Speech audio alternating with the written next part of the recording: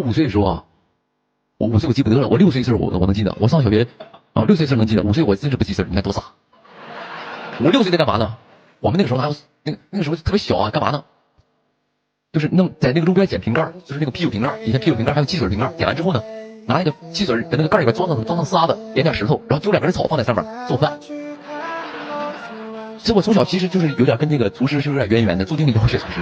我妈就是小的时候她去做蒜皮的时候，然后带着我去的啊，她带着我去做的蒜皮，然后我不懂啊，我在边上看的嘛，看完之后呢，有一天呢，我跟我妈坐公交车，然后就路过她做那个蒜皮那个店，然后呢，我就跟我妈我就说妈，你是不是就在这家做的蒜皮？然后车上人都在看我。啊，我妈就是也看着我，不许去打我，是吧？我小时候就是家里不让会喝那个饮料嘛，就以前有，我不知道你们有没有那种小水瓶子，就是那种它有个绳，然后呢挂在脖子上，可以胸前挂个水瓶子，然后呢挂个水瓶子里边是开始是饮料，然后这个饮料呢里边最开始是橙汁儿，我妈为什么买那个呢？就是让我上幼儿园的时候那个什么，上幼儿园的时候就是可以带水去，然后呢就有个小瓶子，然后里边有水，然后呢就这次饮料喝完了，下次可以装水嘛，就里边可以以后就是当一个现在就是像咱们现在喝水的那种瓶子，现在这种星巴克什么品牌瓶子那个杯子那种的啊，带盖儿的那种的水壶嘛，就是水壶上幼儿园喝，然后呢我就喝剩1/3的时候呢，我就不舍得喝了。我也不舍得喝了，我说剩这么一点儿，我有朋友说往里尿尿，你有病？那才多大？你这几岁那前儿啊？你那是太小了那时候。我相信肯定有朋友，肯定有人干过。这都是没什么小时候的一些愚蠢的东西，对吧？小时候咱们就很幼稚的那个想法，越喝越多。有朋友说。你别往下说了，有点恶心了。之后呢，我们那个地方叫苍猫湖峡啊，我也不懂啊。有时候他们就为了引嘛，那个时候宁哥就从小就有个好胜的心，我就做什么事我都希望赢，我就希望我是成功的。然后呢，我就让他死活找不到我，我就到哪呢？到一个悬崖边上，然后呢，就是因为悬崖嘛，这一面悬崖嘛，我掉在悬崖里边，然后他们看不到我嘛。那个所谓悬崖，其实那个时候对于我来说是悬崖，但现在呢，其实也没什么悬崖，就2、3层楼那么高啊，那么一堵墙，然后呢，我把手扒在墙边上，然后脚底下踩在一个墙顶上有个小口，我也不知道是排水还是干嘛的，就在那扒的，时间短行，1、2分钟可以，将近8分钟没找到我，我实在坚持不住了，因为他也不找到我，我也不能上去啊。然后呢，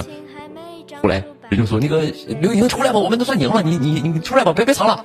这个时候我已经上不去了，都是菜地上的，刚掉打分，直接给我打在菜地里了。我没受伤吧，很柔软，黏黏糊的啊，反正就是，然后就知道。那个时候我小的时候，我家里每到过年前就有一个习俗，就是炸好多东西，炸一些这个面食啊，然后萝卜丝丸子呀，还有炸一些土豆啊、地瓜呀，然后炸一大盆。然后呢，就是正月里每天都吃这些东西，吃炸的萝卜丝丸子什么东西的啊，炸肉丸子。那个时候家里肉丸子比较少，但一般都是炸那萝卜丝丸子和那个炸地瓜。对，就是这是比较下片，对，还有这种东西，就是每年都会炸这些炸鱼啊，就是在年前的时候准备一下。那时候我就特别开心的，就是可以跟家里这些那个小朋友，我小的时候家里那些小朋友一块去放鞭炮，那个时候我就最开心的，因为我大爷有朋友可以送他，每年到了过年就会送他好多那个鞭炮啊，送我一些鞭炮，然后我就拿着这些鞭炮跟我这些小朋友出去放去，我就觉得好开心。那个时候觉得每年过年的时候我就是王，因为我有鞭炮啊，然后这些小朋友都要跟着我混的，他们才能有资格放。把那个酸甜猴头砸碎了，酸甜猴那个头砸碎了，砸碎之后呢，里边是白色的粉末，像咱鞭炮里边是银色的粉末火药，它那个是白色的，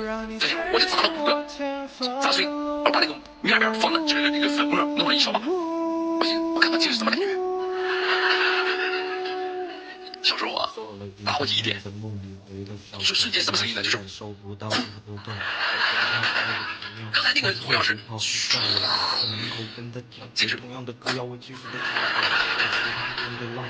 这瞬间眼睛都白了，散炮弹一样，朋友们，就那个燃烧特别快速啊，就跟你玩的现在的散炮弹一样，特别亮。等我再看到的时候，我的钱包已经没有了。我当时不是炸年份，当时是那个时候都是旱厕嘛，我炸过厕所，当时里边没人的情况下啊，就是小孩就是莫名其妙就有点不懂事儿，往那个厕所里边扔鞭炮。当时都是旱厕，马路上那种的，我不知道你们干不干这种事儿，我是干过啊。小的时候特别喜欢提一个灯笼，那个时候有一种玻璃做的灯笼，我不知道你们小时候玩不玩过。然后那种玻璃用几片玻璃镶成一个灯笼，然后呢上面画的孙悟空啊、猪八戒啊，然后中间插一根蜡烛，把那个蜡烛点着了，贴着那个灯笼到处走。啊，小的时候觉得那个灯笼好酷啊，那个是从底下拉起来，然后把蜡烛放下去，然后上面一提就拉上去了，就那种从陡峭的坡去找那个当时有那个编织袋子，我不知道你们知不知道什么东西，就是装水泥的那个袋子，然后呢找一堆那种空袋子铺在就是坐在屁股下面，然后呢上面抓着2个角，然后屁股底下是坐着嘛，从山坡往下冲。从山坡往下冲，但那个还有技巧，技巧是什么？因为你第一遍冲的时候冲不下去，为什么呢？因为第一遍没有轨道，你得先自己蹭一个轨道出来，